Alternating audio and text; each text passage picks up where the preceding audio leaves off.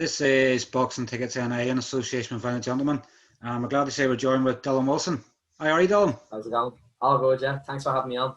Not a problem. It's our pleasure. Obviously, you're still probably riding a crest of a wave. You obviously made your pro debut a few weeks ago in Alicante. So, as I was sort of saying before we started, you're probably still like a giddy teenager where you've had adrenaline rush and going, "Come on, Ken, let's get me back in. Let's get going again." Yeah, definitely. I'm still kind of riding that wave of that motivation where I just want to jump straight back in.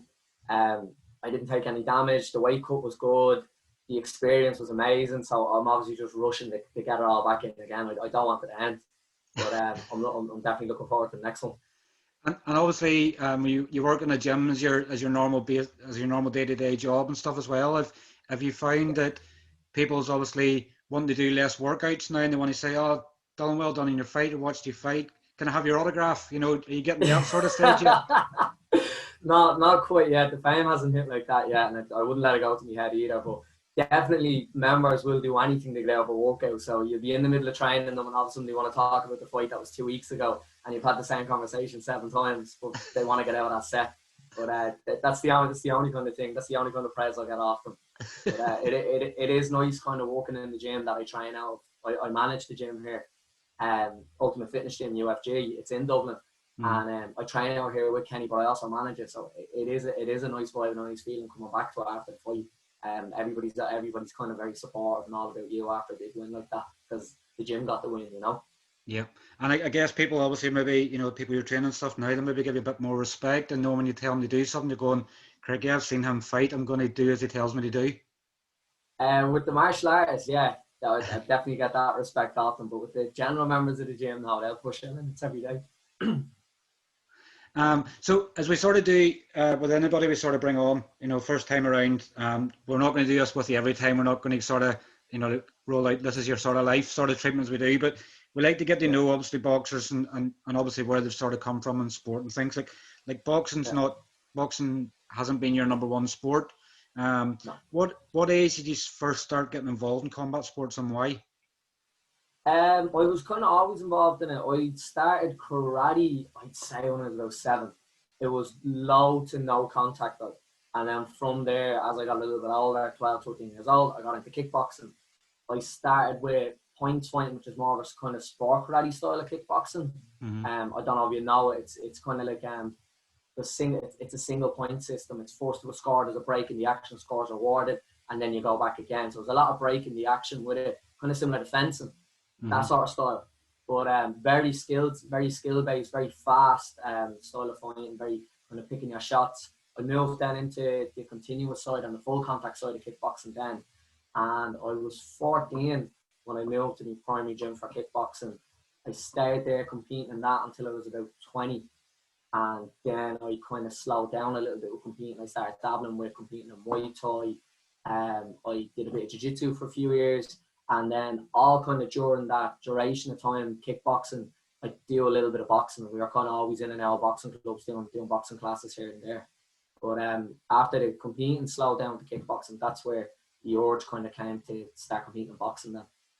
And I think I know one myself that's watched Karate Kid, so they've even watched the original. So they've been used to obviously the point scoring and the crane kick and things like that. So, yeah, brilliant. So I can sort of always reference back to that. I think like when I was obviously, every kid goes through sort of teenage years where the parents want them to be able to defend themselves and stuff. And like my sport that I was initially sort of thrown into was karate, and brilliant. I didn't take to it because there's no contact. You weren't allowed to hit people, Yeah.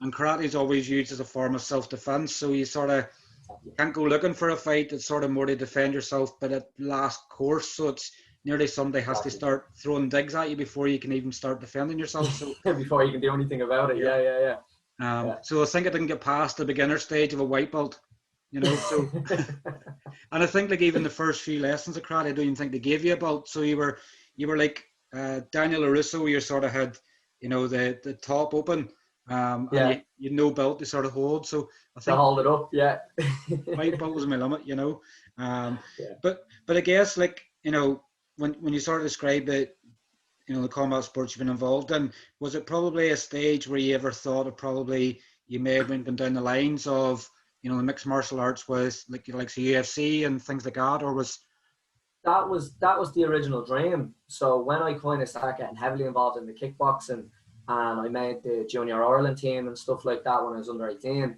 the dream was then, okay, we're gonna do this, then we're gonna go into jiu-jitsu, which I did do for a couple of years, Muay Thai, and kind of hit all disciplines with the end goal being MMA. And I did compete in an MMA tournament as well, an amateur, when I was under 18. And that kind of was the goal. But then it shifted. Things slowed down. I started kind of getting sucked into more heavily competing in K1, Muay Thai events and full contact kickboxing, and I started to kind of forget about the MMA kind of dream of it. I was always hell bent on turning professional as a combat athlete. I didn't really mind what it was. Initially, it was MMA, but then after that, I didn't really mind. I was enjoying all forms of combat. That I didn't care what it was, whether it was Muay Thai, K1, kickboxing, boxing. I wanted to turn over as a professional athlete. It was just about what interested me most at the time, was what I was going to give 100% commitment to. Because if I wasn't enjoying it, I wasn't going to be great at it.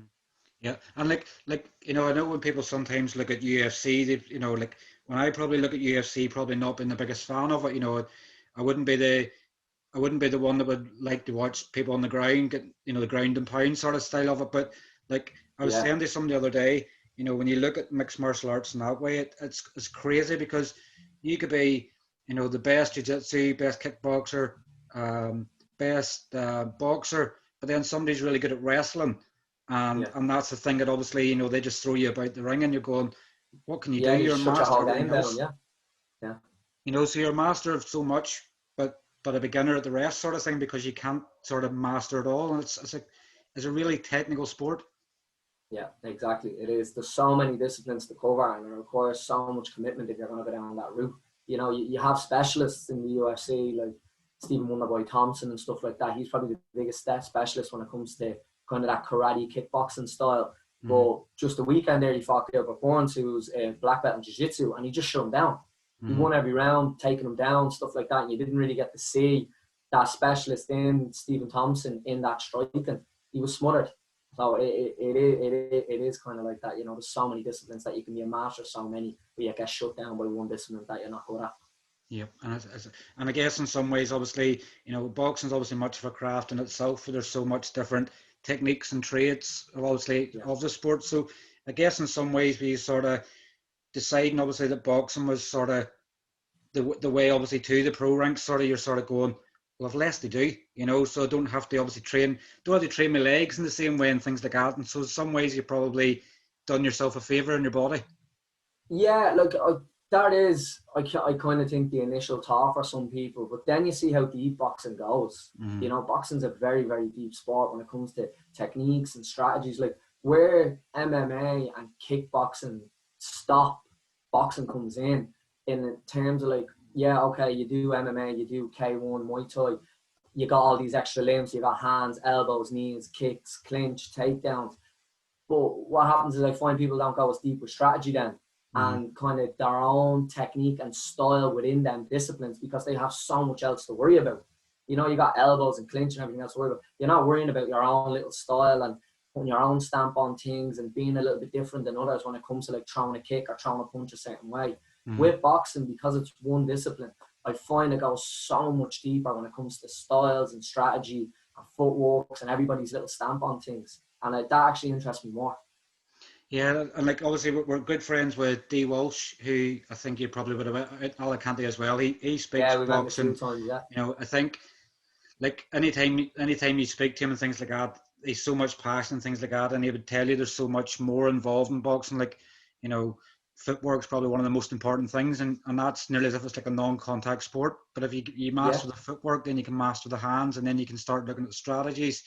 You know, it's as I say, the more sometimes you get into it, you could probably get lost in you know, somewhere and going, where was I? How did I get here? You know, it's like, how did I get into this way of thinking? You know, now I'm looking at diets and I'm looking at strength and conditioning, and you know, there's so many layers involved, and I guess sometimes that's why it takes people different ways to get to perform in the sport. Yeah, 100%. So what other sports would you say you've obviously competed at a big level? I'd marked down at sort of you've kickboxed and karate, you've done Muay Thai, and but is that the three? Is that the three sort of that you've competed at, as well as obviously coming into Yeah, the boxing? karate's where I started. Kickboxing would be the preliminary sport that I competed in. That was kind of the highest level that I got to. We were on the junior Ireland team, and we travelled to the worlds and stuff like that at a junior level. That was probably the peak for the competing side, but the most elite. Then when we went to Muay Thai and the K1, they were more fight nights. So they were amateur fight nights there, but kickboxing was definitely the primary one. Yep. And so where did, obviously, I know obviously you'd have to do the boxing within them disciplines as well. So at what stage then did you decide that boxing was going to be the thing for you? We were doing it the whole time. Boxing, I always did small bits of boxing to improve my hands for me kickboxing. I did Muay Thai to improve me kickboxing. I did K1 to improve me kickboxing. So I did all these things, but boxing was one that always really interested me. And after I kind of fell out over competing with kickboxing, and that's no diss to kickboxing, I still love it. I still teach it every day. As a matter of fact, after this, I'm teaching kids kickboxing. I teach adults kickboxing. I teach beginners and advanced. So I still have a massive passion for teaching the sport. I just don't have it for competing in it anymore. And I wasn't enjoying it. And when I stopped enjoying it, I looked at what else do I really enjoy doing that I could go competing in, because the urge for competing was still there. It just wasn't in kickboxing. So we looked at boxing, and that's exactly where I went to first. It was perfect timing. Kenneth Egan came into the gym. They started teaching a kickboxing class twice a week. I jumped into that straight away. That was 2 years ago. And the rest was kind of history from there. I got heavily involved in it. I didn't just do the 2 boxing classes with Kenny. I went off and I was always doing bits of boxing then. I do boxing sparring on the weekends, things like that. And I just slowly, I kind of snowballed in that, oh, you're here now, you're full-time boxing. You're not doing anything with kickboxing other than teaching it. And I was really happy with how that happened. We were going to compete in it then in the amateurs. So I had every intention of competing in the amateurs. I knew I wanted to go pro. I knew I always wanted to be a professional athlete. And I knew that the goal would be to turn pro in boxing. But I knew that I should go and get an amateur experience first in the leagues, because even though I've competed amateurly in all these other combat sports, I haven't competed amateurly in boxing. So I thought it would have been a good idea. We started training for that. We started getting loads of spars in, and then COVID hit, and all the amateur competing stopped, and it still really hasn't taken back up unless it's at a really, really elite level. So that's where me and Kenny kind of had a look, and we said, well, look, what about turning over early? I know we said we wanted to do competing in the amateurs, but I have all this other amateur experience in competing. Maybe if we put the work in, we could turn over pro with boxing. And he said, let's give it a bash. And that's what happened. We got in contact then with Boxing Ireland and Stephen Sharp, and we got the contract signed, and here we are now. And the good thing, as we're seeing more and more of boxing nowadays, probably Lawrence Okoli would probably be the big success story. We didn't have a massive amateur background, and took the world champion boxer now as well. You probably maybe look to things like Lawrence Okoli and probably other ones that don't have like a massive pedigree of an amateur boxing, and going, well, if they can do it, what's to stop me from doing it? Because you have the discipline and everything there from competing in other sports. So it's just a case of, like what skills. Obviously, I know fighting's obviously your main aim of everything, but what skills of obviously karate and kickboxing and Muay Thai brought that you can transfer across into boxing? Obviously the competing side of it, competing so long in any sport, in a combat sport, does gear you up for any discipline. You're gonna have a base going into any discipline if you've been competing so long in a combat sport. I felt the footwork from kickboxing really helped me. I felt it was very natural coming into boxing. I didn't struggle with my feet at all. I didn't struggle with my movement, anything like that. Obviously the hands, with full contact kickboxing, it is boxing too. You got boxing on your legs. So the hands did transition over that. I had fundamentals of boxing. It mightn't have been amazing boxing, and I wasn't able to put together combinations like I could now. But it definitely gave me the fundamentals I needed to start off and work on, and just build and build and build to where we are now. But you are seeing more boxers turning over that don't have a massive amateur experience.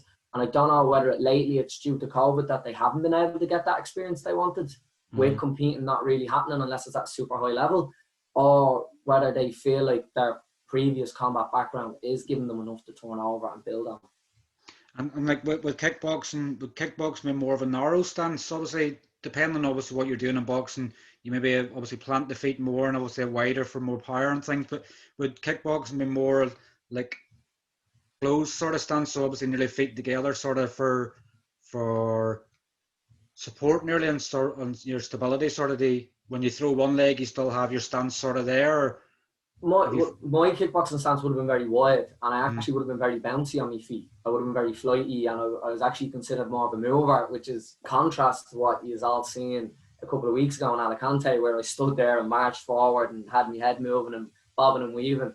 I've definitely transitioned over, and the style has totally changed. But with the kickboxing, I was more of a mover. I was flighty. I was on the toes. I like to use the outside of the ring and stuff like that and pick me shots and move. So I still can do that. And I kind of showed a few bits of it in the start of the rounds, maybe towards the end in Alicante in the third and fourth.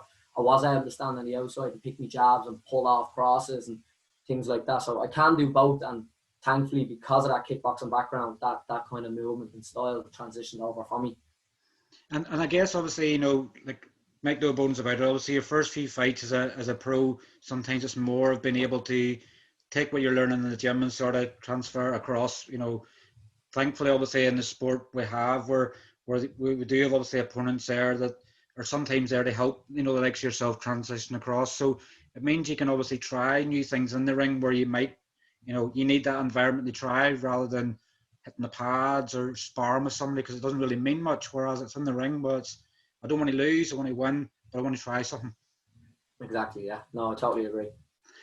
So obviously the relationship with the legend as Kenneth Egan then came about from him coming in and taking boxing sessions in the gym.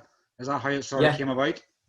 Yeah, you can. We got in contact with him originally. We wanted to add to the gym. The gym was primarily martial arts based. We had jiu-jitsu, Muay Thai, kickboxing, kids MMA, fitness classes. But one thing we were missing out of was boxing. So we got in contact with Kenneth Egan.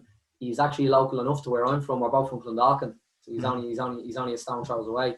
We got in contact with him. He came in. He started teaching the boxing classes, which have been very popular since he came in. Obviously, the name says it all. Yep.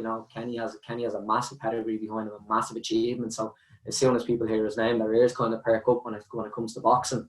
And it all went really, really well. He came in, he started teaching. I jumped into the classes straight away, and we just kind of built a relationship from there.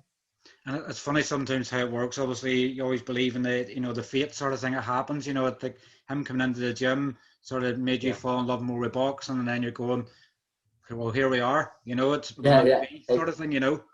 100%. Like it was very interesting having him in the gym, of all people, an Olympian, and the achievements that he has and everything else. That a lot of people that wouldn't generally give boxing a chance will now give it a chance, because you got such an elite person in there that's now coaching it and willing to show you how they got so good.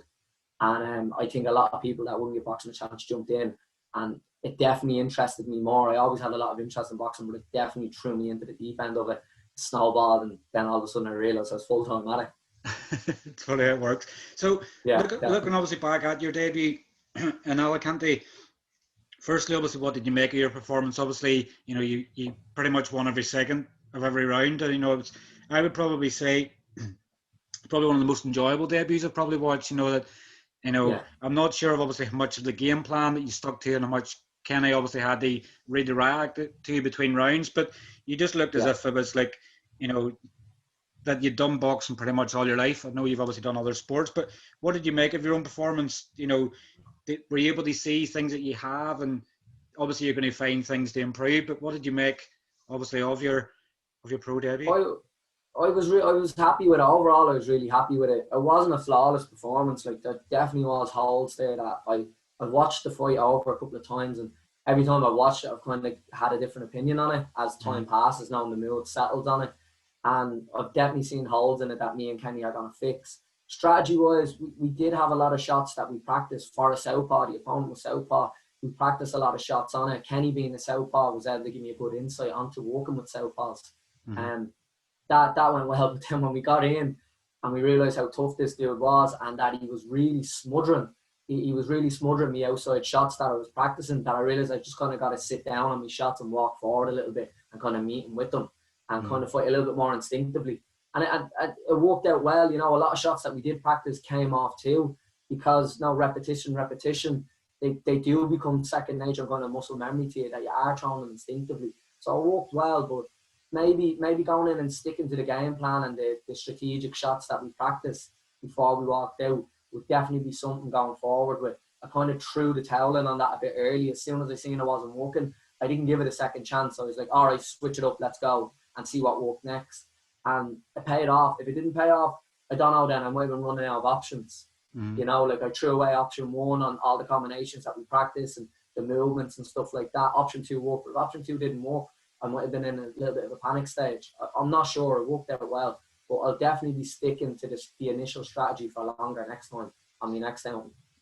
I guess in some ways it's probably showing Kenny probably things you're going to do in a fight more so as well. So it's more maybe things you can practice on where you've went to the second stage of it and he's going, well, let's see what we can implement. And that stage 2, which can maybe obviously bring stage 1 sort of back again as well. So it can sort of mix in both ways. But like, from what I've seen, obviously there's a lot of things there. Like, you know, I think you buzzed him nearly every round and, you know, you were showing really, really good skills as somebody making a debut, that you wanted to get in there, you wanted to test yourself to the limit, you wanted to have a good firefight, you know, nearly at times. Like, I think there were stages you were both, you know, you were throwing, he was throwing, and then the next thing, there's a right hand came, and the next thing he was wobbling back, and you're going, he's got him, he's away, you know, and then it became another fight. But it's definitely probably one of the most enjoyable debuts I've seen, you know, in the last few years. And like, you know, I guess it obviously makes it better, you know, pro debut away from home, not that pressure of obviously old friends and family so much there. So whenever you probably do fight at home,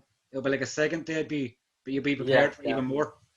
Yeah, I've heard that a few times now that you're going to get 2 debuts, you know, one away from all the family and friends, and then another one when you go back, because it's like the experience repeating itself all over again. But it was the most enjoyable fight I've ever had from all the competing I've done. It was the most fun I ever had in a fight, the lead up to a fight, the walkout, the fight itself, the aftermath of it all. It was the best fun I've ever had.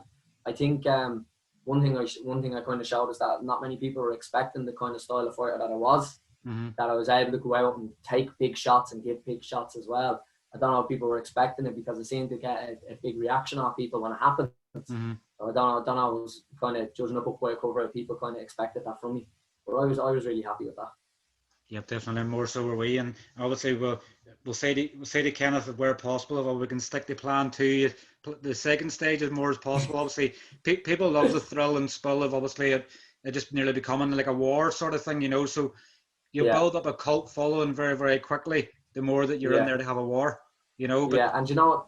The best thing about it was that I was able to get into a bit of a war without actually taking much damage. You know, my high guard served me well, and that's something that Kenny drilled into me, and my head movement as well. That I took next. I didn't have a mark on me after it. You know, I've come out worse looking after a few Saturday sparring rounds. So I was really happy with that. That I can get into these wars, and I am able to kind of stay safe and still be kind of composed while in a big firefight. So I was really happy about that. And then I can also, as I seen in the start of third and fourth, I can go back to stage 1 as well and box on the outside and use me jab and use me kind of outside footwork too. So I was really happy with that as well. You're plenty of stamina as well, you know, you're throwing loads of punches, you know, so it goes to show you that, you know, when you step up these 6 and 8 rounders, there's still plenty more to come.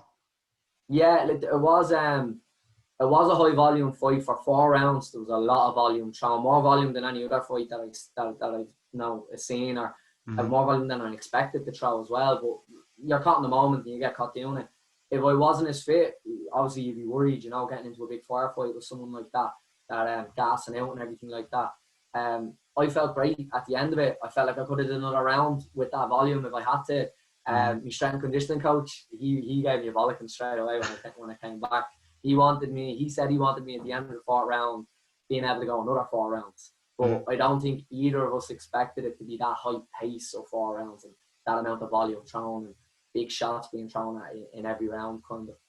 You can only plan for so much, you know, and obviously if you go with that game plan of sticking to what Kenny's obviously said that you do in the fight, and then you go, we have to go to stage 2, you're not prepared for it, you know, you have to do what you have to do, adrenaline takes over, and it's like, I just want to fight, I just want to see how many times I can punch him.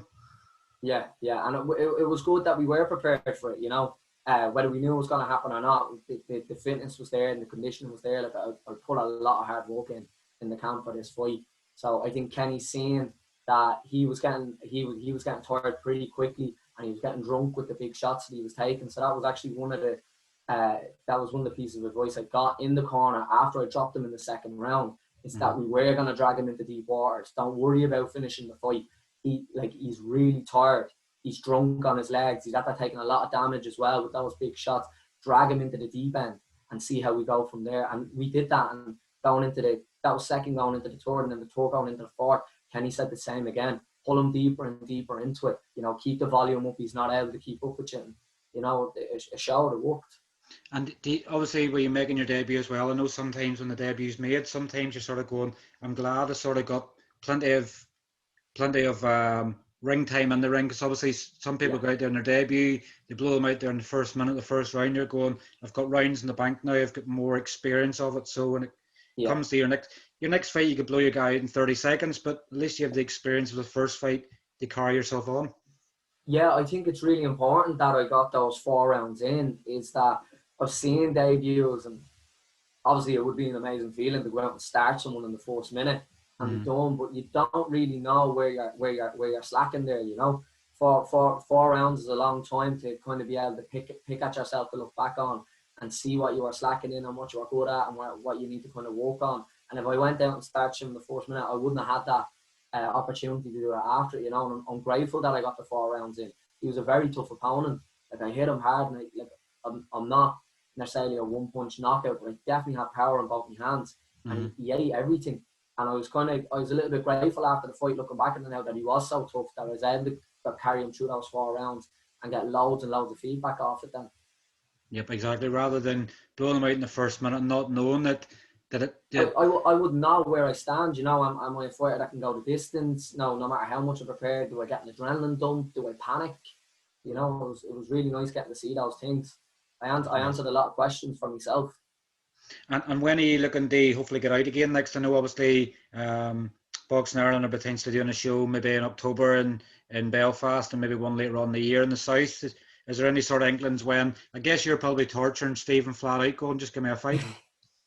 He hasn't gotten too much of an earflop because I've been missing him, but he knows I want it. I said it the night of fight to put me on the next available card.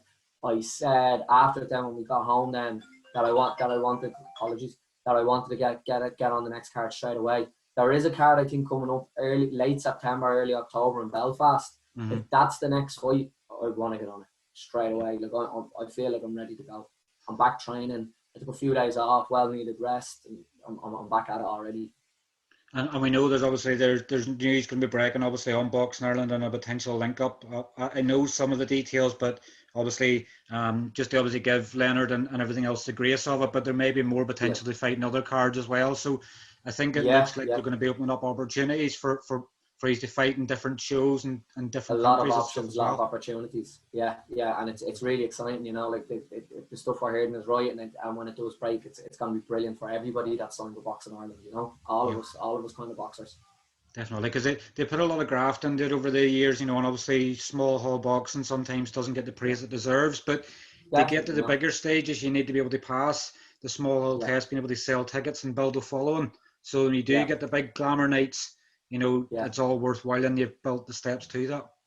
Definitely, and I'm really appreciative of Dennis, Leonard and Stephen. Like, you see how hard they work behind the scenes and how things look like they can fall apart, like they're holding all ties together themselves.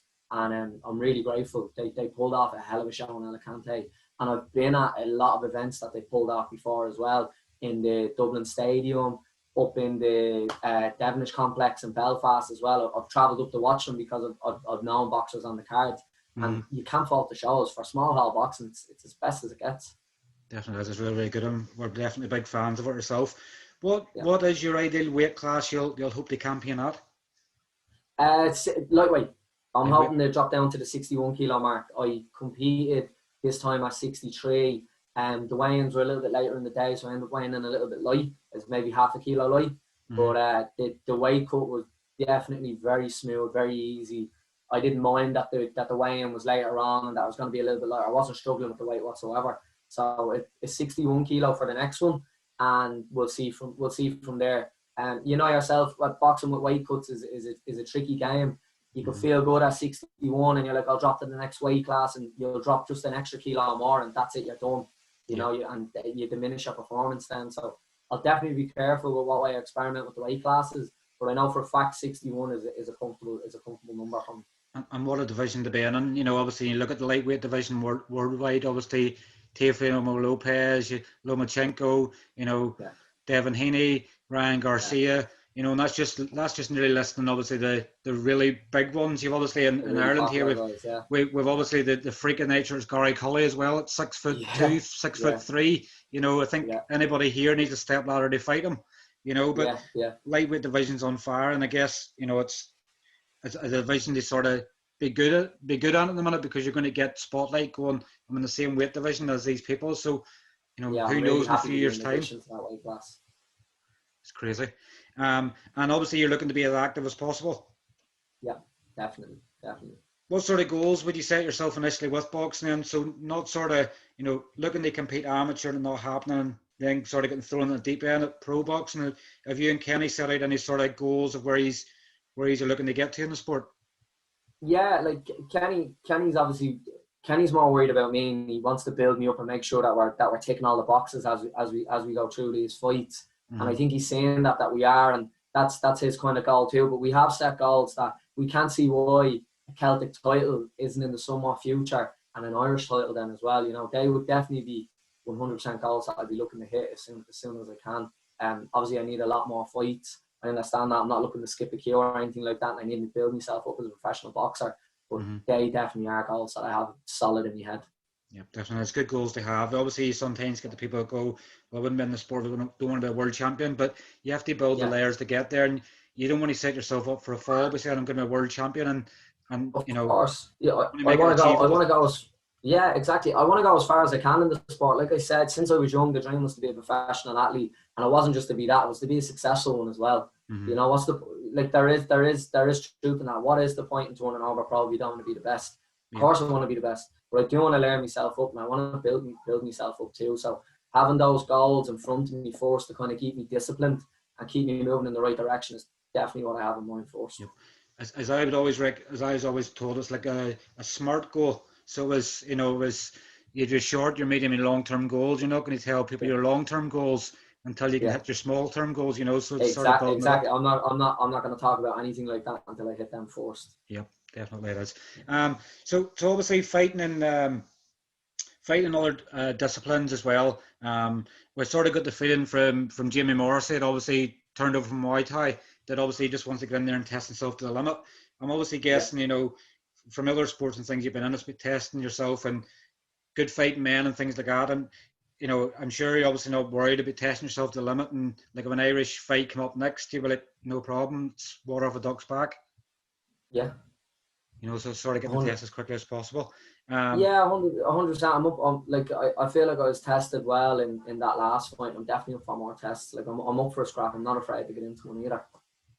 And I know Boxing Ireland obviously, like, they do their in-house fights as well. So there's potentially some tasty fights for you down the line as well. So, you know, I'm sure cards will be sharing with people going, you know what, in a few fights time we could be fighting each other. You know, it's just the way it works out. But it seems to be important with Boxing Ireland as well. I'm excited for that, you know, and Boxing Ireland have a good few lightweights as well. You know, there's a lot of lads kind of roaming around that kind of 61 kilo mark too. That I get on with them great, but I'd be excited to fight them too, you know, because with no malice or anything like that, I'd be just really excited to get in and have a good scrap with them as well. Like, they're all brilliant boxers, and that's why I'd be excited for it. I rate every one of them. I'd build myself up with a few more fights, and then I'd have no qualms about jumping in there. Fantastic. I sort of got that feeling, obviously, where you've been involved with their disciplines. It's like, I'll fight anybody, I don't care. As long as they've 2 arms and 2 legs, I'll fight them, you know? Yeah. So with you been involved, I sort of had this question sort of, you know, on the basis that obviously you maybe weren't involved with so much boxing in the past, but obviously, you know, with catching up in boxing, sort of with it not being obviously your primary aim, have you always been into boxing in a big way? And, you know, are you finding you're sort of watching more boxing now that you're a pro boxer to learn more, or is it just about the same? I would definitely say, since I got into it, yeah, you do pay a little bit more attention because it is a lot more relevant to you now. But I was always a boxing fan and a boxing supporter. Like, I'd always had interest in Teofimo Lopez, Lomachenko, Haney, Luke Campbell, Garcia. Now they're all really popular at the minute, but I did watch a lot of their previous fights too. Canelo, like nobody really can say right now that they don't know who Canelo is, you know. It's number one pound for pound.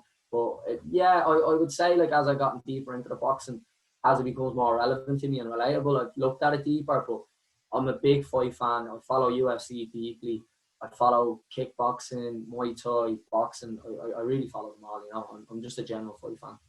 Pretty much, if there was any sport that's on the TV, you'll sort of watch nearly in a way, but obviously mostly the fighting sports. Yeah, like I see, I was never good at football. I was terrible at football, rugby. I was really, really bad at it. So I had no interest in it and watching it. So I'd always flick over. If there was football on, I'd always leave the room and go and watch a fight. I'd be the same. I always thought I could be a footballer, but I was no good at it, you know. But we've sort of got to the end of our questions, but obviously, as we always like to do in our interviews, we obviously, you know, you can't do this sport without sponsors and things like that. You know, having your debut out in Alicante as well probably is more expensive than a debut probably you may have thought it was going to be. So sponsors play a massive... Yeah, like we had initial prices and then there was some after that, you know. PCR tests and everything else. You know, you got your flights, your accommodation, your PCR tests. Being a debut, I had to get all my medicals done as well.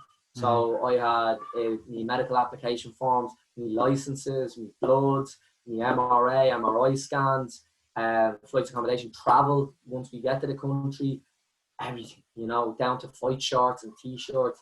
And I wouldn't have been able to do it without my sponsors. You know, I only have a handful of sponsors, but they're close friends as well, and they kind of watched me from the kickboxing scene up, and they're really supportive of that. They were kind of all in the back waiting on me to tell them that I'm going pro, you know. They watched me all the way up as a young lad, kind of competing in the juniors on the Ireland team and competing in various other disciplines. They were really just waiting on me to say, you know, I've took the dive, I'm pro now.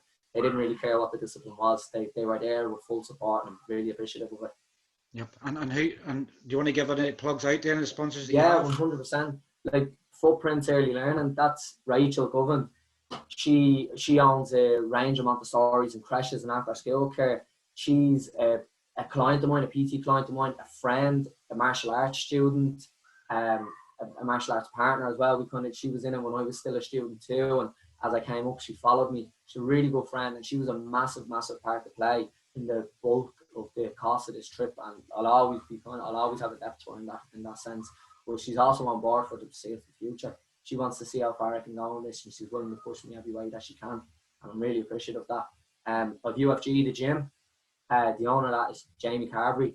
He trained with me back when I was like a young fella. I was only like 14.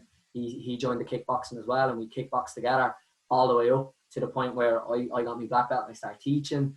And then he ended up, he was the owner of the gym then too. So we were really, really good relationship there. And same as he's seen me all the way up from me competing and has full support pushing. And I'm really appreciative of that. He was actually one of my cornermen in the fight. So I had Kenneth Egan in the corner and I had Jamie as well. And the two of them as a duo together worked really well. It was the most comfortable I ever felt in a fight. And I plan on having those two same people in my corner for the foreseeable future too. You know, I couldn't fault it. They made it so fun. I went out laughing and giggling into a fight. You know, I've never done that in my life. So it was a really, really, really calm experience. And hopefully more and more of that.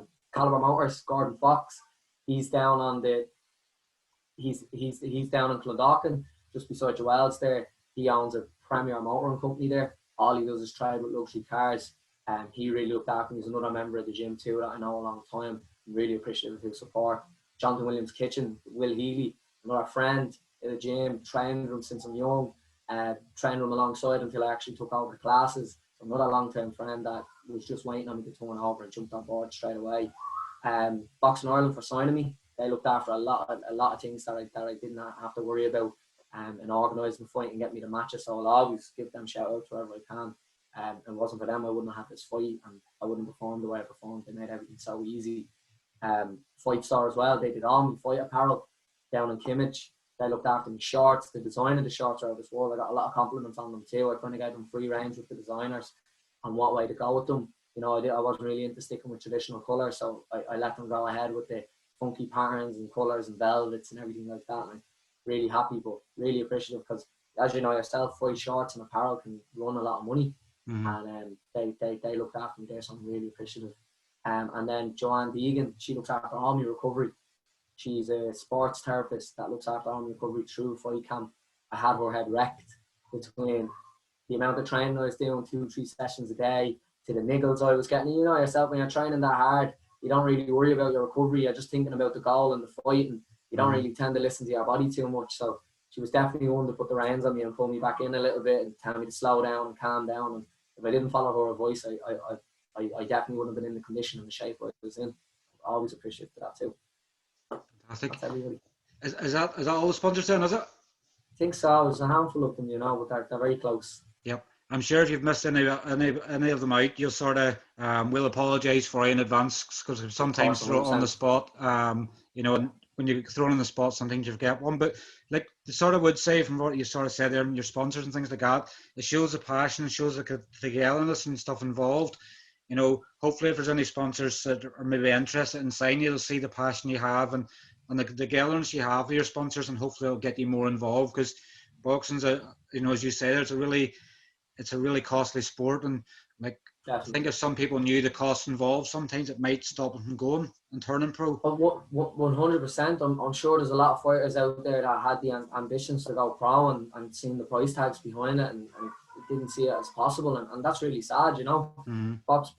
Professional boxing is a very, very pricey sport, and you need a lot of support around you, and that's why I'm so grateful for the team that I have. And I'm also so grateful that how close I work with them, you know. I have a good relationship with everybody. Nobody's new on. And I work very close with them. And any sponsor I do get on board, I'd be willing to work really close with too. Yeah, fantastic. Well, Dylan, obviously, thank you obviously for coming on and joining us and obviously telling a bit of your story. Well, obviously it gives us more to sort of know about you when the future fights and things come. Hopefully the next time around you're fighting, we'll be there ringside to watch.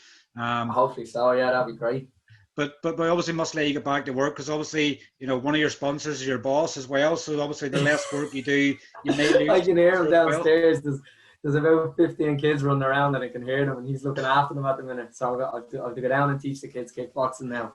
Definitely. So that'll keep him happy. But thank you so much for having me on. I'm really appreciative of it. I haven't been on too many platforms like this, so I'm really grateful that you put me on one. And if I can ever help you in the future, just let me know. Yeah, definitely. I'm sure we'll get a catch up again in the future at some stage as well, and we'll probably talk more and obviously your fighting and stuff as well. But listen, thanks very much once again, and I'm sure we'll catch up again soon, Dylan. Thank you very much. Look forward to it. All right, cheers. Take care. All right, cheers, man. Bye-bye. Bye.